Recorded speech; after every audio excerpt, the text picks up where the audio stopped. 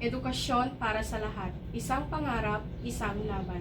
Mga minamahal kong tagapakinig, sa bawat sulok ng mundo, sa bawat lansangan, sa bawat tahanan, may isang pangarap na naglalakbay sa puso ng bawat bata, kabataan at maging ng nakakatanda. Ito ay ang pangarap na makapag-aral, matuto at maabot ang mas maliwanag na bukas.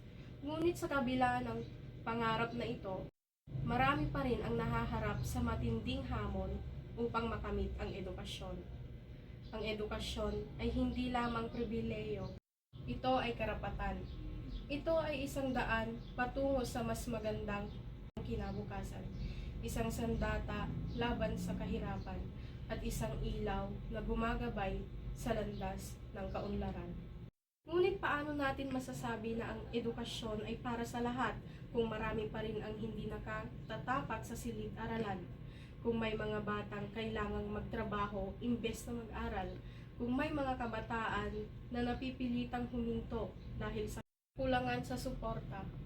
Ang laban para sa edukasyon ay hindi lamang laban ng mga mag-aaral, hindi lamang laban ng mga guro, kundi laban ng buong sambayanan. Kailangan natin itong ipaglaban sa pamamagitan ng na pagsuporta sa mga programang pang-edukasyon, pagtutulungan upang maabot ang mga nangangailangan, at paninigurado na walang batang maiiwan sa likod. Sa pangarap na ito, tayong lahat ay may papel na ginagampanan, maging isang tinig para sa mga walang boses, maging isang kamay na handang tumulong, at maging isang ilaw na magbibigay liwanag sa daan patungo sa isang mas inklusibong edukasyon. Ang edukasyon para sa lahat ay hindi lamang isang pangarap.